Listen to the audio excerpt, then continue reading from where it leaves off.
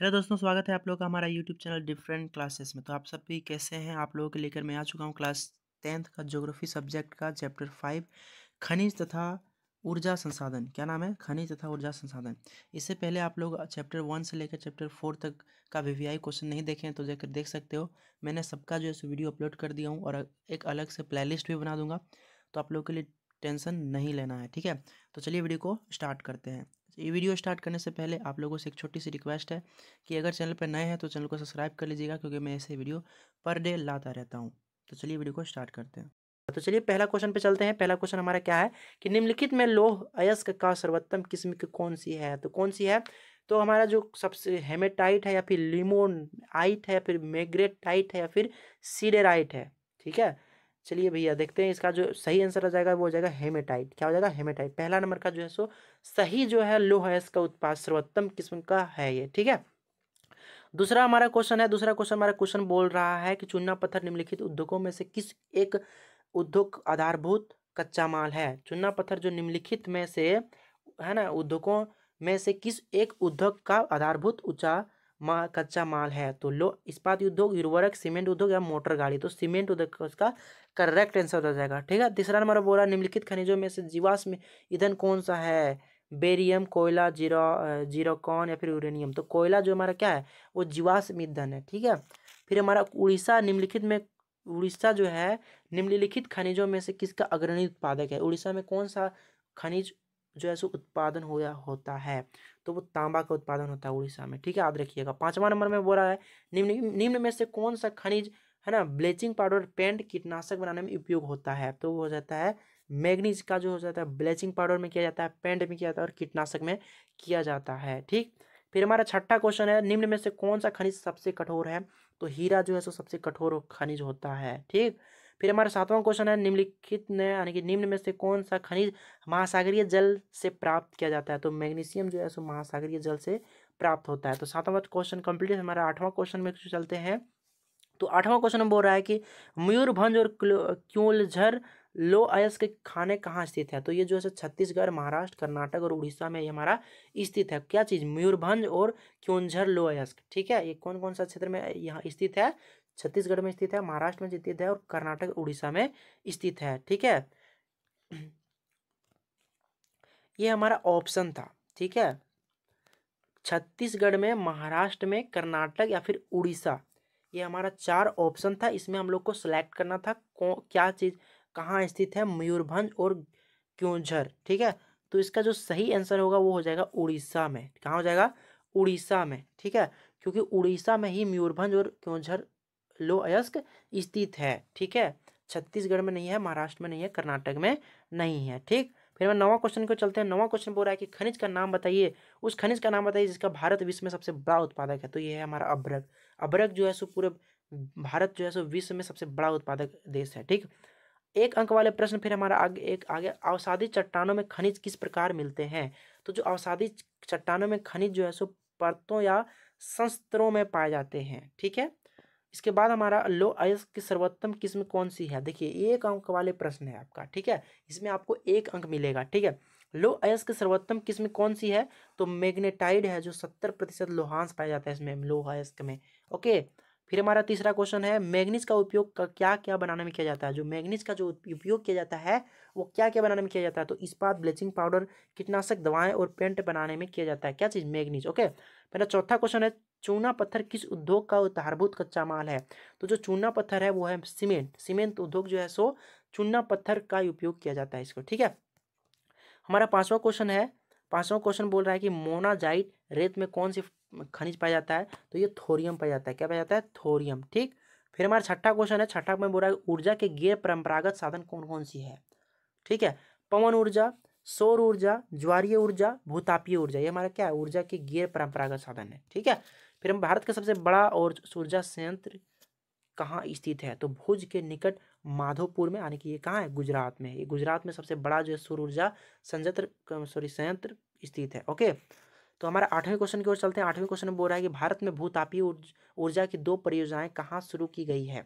तो जो भूतापीय ऊर्जा की दो परियोजनाएं शुरू की गई है वो की गई हिमाचल प्रदेश मणिकरण पार्वती घाटी में तथा लद्दाख में पूगा घाटी में जो है सो भारत भूतापीय ऊर्जा का परियोजना शुरू किया गया है। ठीक है, हमारा 9वां क्वेश्चन को चलते हैं। 9वां क्वेश्चन बोला रेड होल खनन कहाँ है, क्या है, सॉरी क्या है। तो जोबाई चेरापूंजी में कोयले का खनन परिवार के सदस्यों द्वारा एक लंबी संकीर्ण सुरंग में किया जाता है, उसको क्या बोलते हैं, रेड होल कहते हैं। ठीक है, फिर हमारे 10वां क्वेश्चन की ओर चलते हैं। 10वां क्वेश्चन बोल रहा है कि बॉम्बे हाई किस लिए प्रसिद्ध है। तो ये बॉम्बे भारत का सबसे बड़ा पेट्रोलियम उत्पादक क्षेत्र है, 63%। जो भारत का सबसे 63% है जो पेट्रोल मिलता है वह कब मिलता है, बॉम्बे हाई में। ठीक है, फिर हमारा 11वां क्वेश्चन है कौन सा खनिज सबसे कठोर होता है। तो मैं आप लोग को अभी कुछ ही देर बाद पहले बताया हूँ हीरा जो सबसे कठोर खनिज होता है। ठीक है, कौन सा खनिज 12वें क्वेश्चन की ओर देख पूछ रहा है कि कौन सा खनिज प्राय महासागरीय जल से प्राप्त किया जाता है। तो ये मैग्नीशियम, नमक तथा ब्रोमाइन जो है सो महासागरीय जल में उत्पादन किया जाता है। ठीक है, कहाँ किया जाता है, महासागरीय जल से प्राप्त किया जाता है मैग्नीशियम, नमक तथा ब्रोमाइन। ठीक है, फिर हमारा 13वां क्वेश्चन है उस खनिज का नाम बताइए जिसका भारत विश्व में सबसे बड़ा उत्पादक है। तो मैं बताया था अभ्रक, जो अभ्रक होता है वो है वो भारत में सबसे, भारत जो है सो विश्व का सबसे बड़ा उत्पादक देश है। ठीक है, तांबे का महत्व उपयोग बताइए, तांबे का महत्व या उपयोग बताइए। तो बिजली के तार बनाने में कैसे किया जाता है, रसायन उद्योग और इलेक्ट्रॉनिक्स में किया जाता है। ठीक है, फिर हमारा 15वां क्वेश्चन है कि उच्च कोटि के कोयले के नाम बताइए। तो बिटुमिनियम, बिटुमिनस एवं एंथ्रेसाइड जो है सो उच्च कोटि के कोयले है ये। ठीक है, क्या चीज, बिटुमिनस एवं एंथ्रेसाइड। ओके, फिर हमारा 16वां क्वेश्चन है कि भारत में सबसे बड़ा पवन ऊर्जा पेटी कहाँ अवस्थित है। तो ये जो पवन ऊर्जा जो वो है वो नागर कोइल यानी कि तमिलनाडु और जैसलमेर यानी कि राजस्थान में। ठीक है, फिर हमारा आ गया लघु दीर्घ प्रश्न है ना, 3 से 5 अंक वाले आप लोग को। तो चलिए इसको पढ़ते हैं हम लोग। खनिजों का हमारे लिए क्या महत्व है। तो खनिजों का हमारे लिए क्या महत्व है वो हम लोग जानते हैं। सबसे पहले तो आप लोग अब सोचिए कि खनिज का क्या क्या यूज होता है हमारे लाइफ में। ठीक है, खनिज जो है ना वो बहुत ही इंपॉर्टेंट है हमारे लाइफ के लिए। ठीक है, तो चलिए देखते हैं क्या की चीज़ है। दैनिक जीवन में काम आने वाली छोटी से छोटी चीज सुई से लेकर जहाज तक खनिजों से बनाए जाते हैं। दैनिक जीवन आने की हमारी जो लाइफ है उसमें जो है सो बहुत सारे खनिज का चीज़ हमारे एक छोटी सी सुई से लेकर एक बड़ा जहाज जो है सो खनिजों द्वारा बनाया जाता है। इमारतें, पुल तक खनिजों से बनाए जाते हैं। इमारत जो इतने बड़े बड़े आप लोग देखते हैं ना वो जो है सो खनिजों से बनाए जाते हैं। भोजन में भी खनिज होते हैं। मशीनों और औजारों खनिजों से बनते हैं।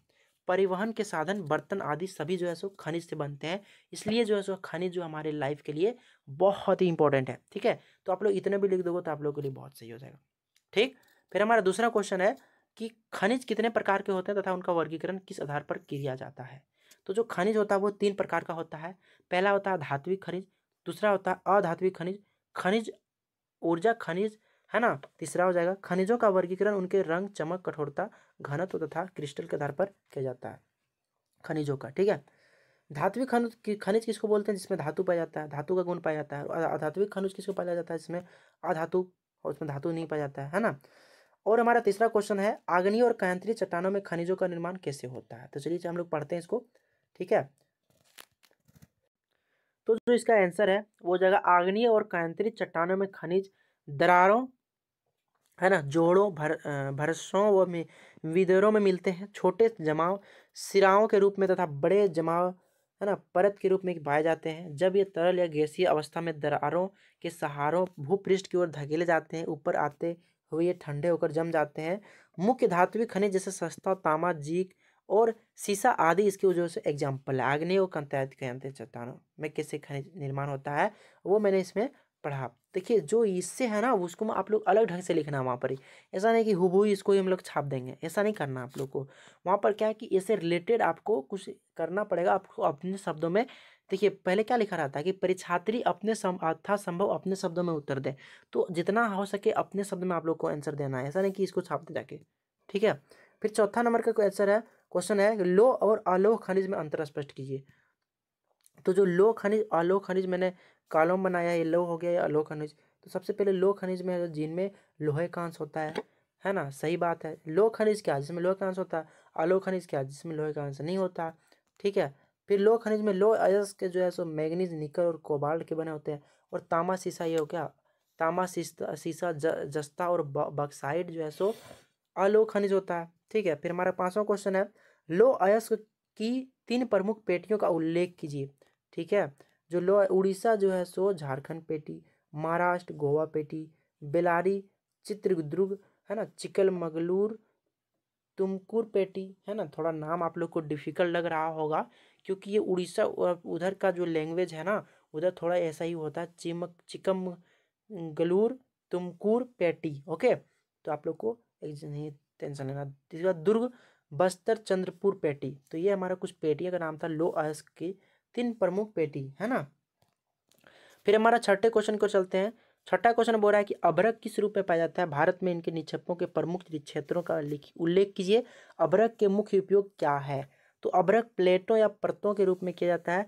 अभ्रक के निक्षेप, ठीक है, छोटा नागपुर पठार के उत्तरी पठारी के किनारों पर किया जाता है। बिहार झारखंड के कोडरमा गया हजारीबाग पेटी, राजस्थान के अजमेर के पास, आंध्र के नेल्लोर पेटी। देखिए ये पेटी पेटी बार आप लोग को समझ बार बार आ रहा है। तो ये जो पेटी है ना, ये आप लोग खदान एक तरह से सोच सकते हो कि ये कोडरमा खदान, अब हजारीबाग पेटी हम लोग बोलते हैं ना कि हजारीबाग खदान। तो हम लोग एक ऐसा भी हम लोग अपने समझ सकते हैं कि ये जो पेटी है उसका मतलब हुआ कि वो वहाँ पर ही खदान है, क्या चीज़ का, अभ्रक का या फिर कुछ भी हो उसका खदान है। ठीक है, तो पेटी आप लोग समझ गए है ना। अभ्रक अभ्रक विद्युत और इलेक्ट्रॉनिक उद्योगों में प्रयोग किया जाता है। ठीक है, अभ्रक को। फिर हमारा 7वां क्वेश्चन है, भारत में गैस परिवहन की धमनी कहीं जाने वाली पाइपलाइन का नाम लिखिए है ना। प्राकृतिक गैस के 2 प्रमुख प्रयोगताओं का वर्णन कीजिए है ना, वर्ण प्रयोगताओं का उल्लेख कीजिए है ना। तो चलिए चलते हैं हम लोग, देखते हैं इसका आंसर। बोल रहा है कि 1700 किलोमीटर लंबा हजीरा विजयपुर जगदीशपुर है ना किस गैस पाइपलाइन मुंबई हाई और बसीन के पश्चिमी व उत्तरी भारत के उर्वरक विद्युत व अन्य औद्योगिक क्षेत्रों में से जोड़ती है। ठीक है, ऊर्जा व उर्वरक उद्योगों प्राकृतिक गैस के प्रमुख प्रयोगता है। तरल ईंधन सीएनजी संपीड़ित प्राकृतिक गैस के प्रयोग गाड़ियों में किया जा रहा है। ठीक है, ये हमारा 7वां क्वेश्चन क्या है कि भारत गैस परिवहन की धमनी कहे जाने वाले पाइपलाइन के बारे में आप लोग को इसके बारे में बताना है। तो ये मैंने आप लोग को बता दिया इसके बारे में। फिर इसका जो अगला क्वेश्चन है 8वां पूछ रहा है कि भारत में सौर ऊर्जा का भविष्य उज्जवल है, क्यों। देखिए सौर ऊर्जा का मतलब क्या हुआ कि जो सोलर सिस्टम है उसका जो भविष्य है ना वो बहुत अच्छा होगा। ये पर लिख रहा है कि सौर ऊर्जा का जो भविष्य है वो उज्जवल है, क्यों है आखिरकार।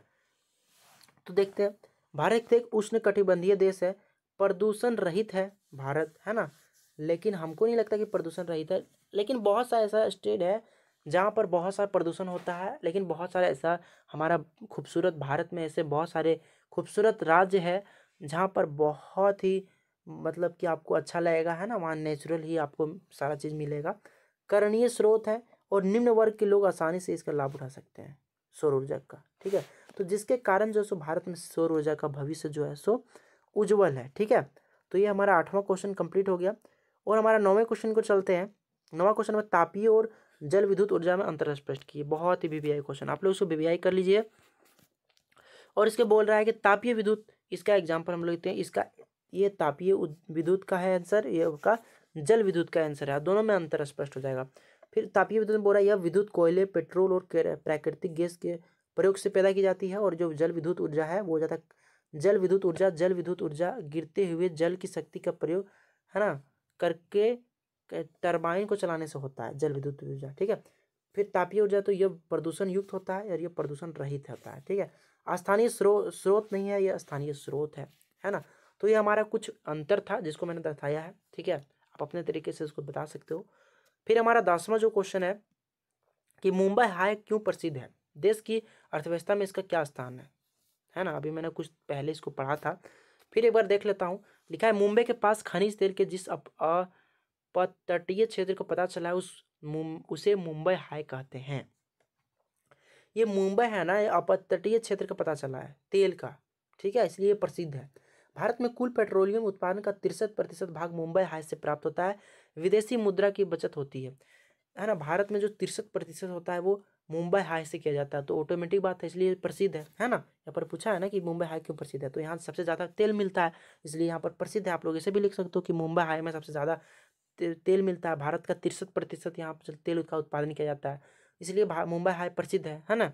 और देश की अर्थव्यवस्था में किया किसका किस उस में उसका क्या स्थान है, तो देश की अर्थव्यवस्था में इसका यह स्थान है कि जब ये हमारे देश में ही कुछ सामान मिल रहा हो तो ये भारत से कुछ कम ही मंगाना पड़ता होगा, है ना। इस चीज़ के कारण फायदा होता होगा इंडियन इकोनॉमिक को। फिर हमारा 11वां क्वेश्चन है, खनन उद्योग की घातक उद्योग क्यों कहा जाता है। खनन उद्योग को घातक उद्योग क्यों कहा जाता है, इसका आंसर देखते हैं। इस उद्योग से श्रमिकों के स्वास्थ्य और पर्यावरण पर बहुत खराब प्रभाव पड़ता है। ठीक है, यहाँ पर जो बोल रहा है कि इस उद्योग से जो श्रमिक जो होते हैं, जो वहाँ पर काम करते हैं, उसका जो स्वास्थ्य पर है ना, बहुत ही बुरा प्रभाव पड़ता है। ठीक है, लगातार धूप व हानिकारक धुएं में सांस लेना पड़ता है। ठीक है, खनन का धुआं आप लोग देखते होंगे कि कोयला का जो फैक्ट्रियाँ होता है या फिर जो भी खनन होता है, उसके अंदर बहुत प्रदूषित होता है, वो लगा धुआं भी अच्छा नहीं मिलेगा आपको। श्रमिकों को फेफड़ों से संबंधित बीमारियाँ हो जाती है।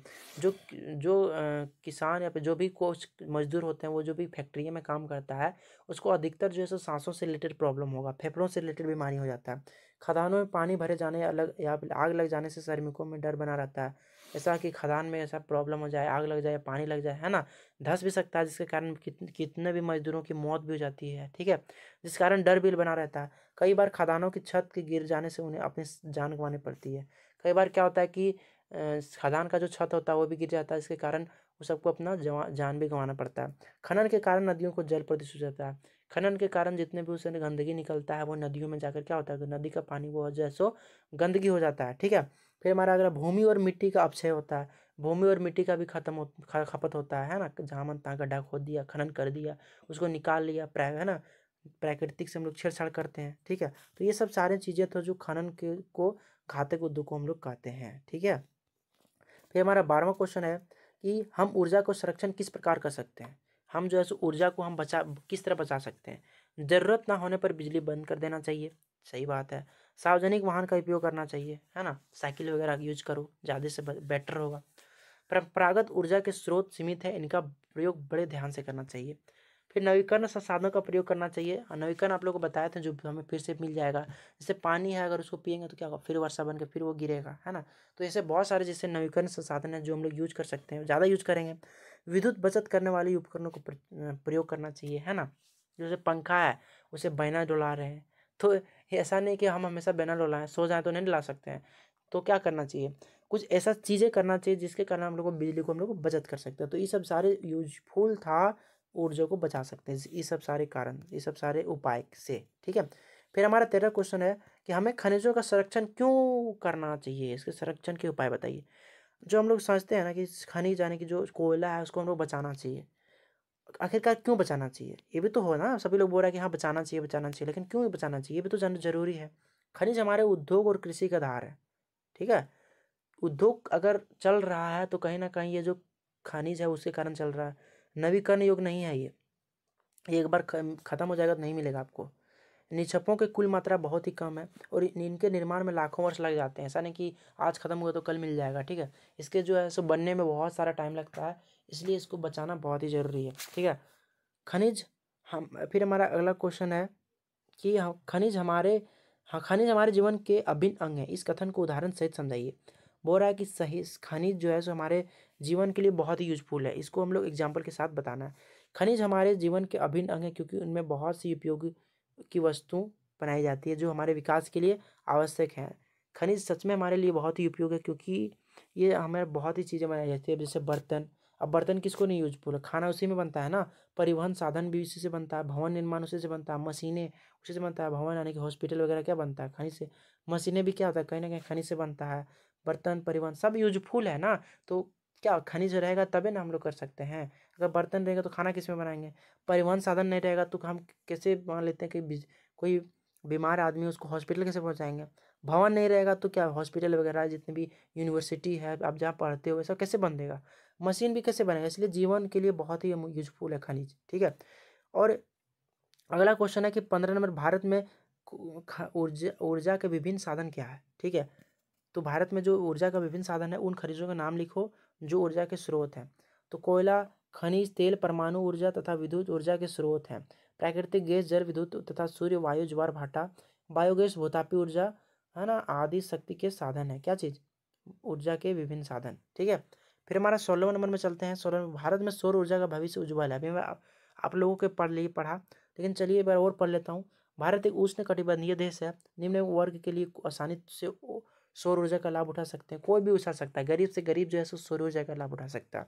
सौर ऊर्जा एक नवीकरण स्रोत है, मतलब कि अगर एक बार ख़त्म हो जाए तो ये मिल जाएगा, इसलिए जो है सो उसका जो भविष्य है, फ्यूचर है, वो उज्ज्वल है।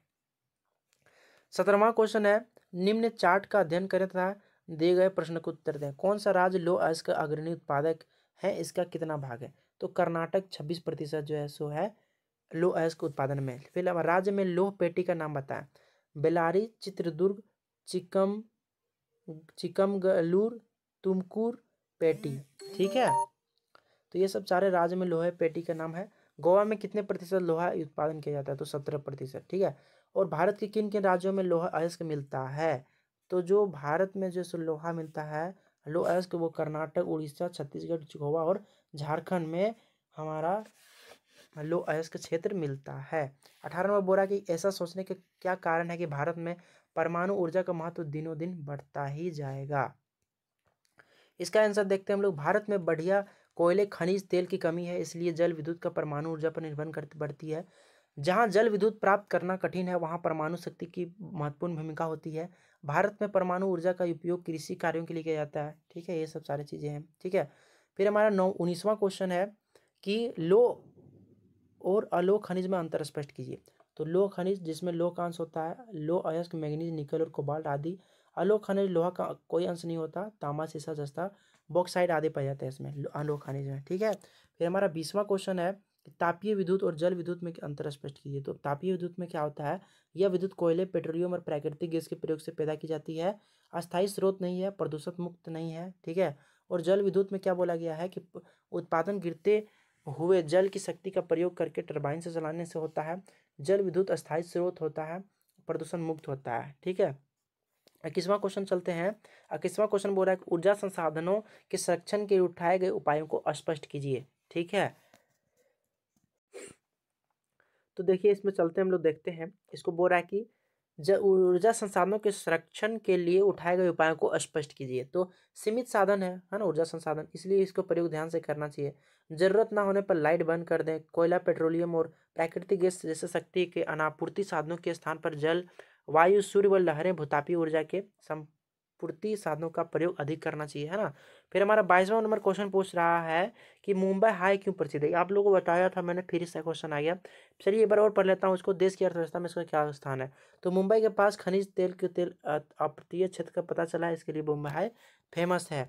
मुंबई हाई के तेल भंडारों को खनिज हमारे देश में सहायता की, विदेशी मुद्रा की बचत हुआ, समुद्री भागों में इसके लंबे चौड़े क्षेत्रों में तेल मिलने की आशा हम आत्मनिर्भर हो सकते हैं। ठीक है, हमारे राज्य में निम्नलिखित में पाए जाते हैं। मथुरा तेल जो हमारे देश में है, जो राज्य में निम्नलिखित पाए जाते हैं, कहाँ पाए जाते हैं? तो मथुरा तेल परिसंशाला में मथुरा तेल उत्तर प्रदेश में है। कहाँ पाया जाता है? उत्तर प्रदेश। दूसरा हमारा रावत भाटा नाभिकीय शक्ति संयंत्र कहाँ है?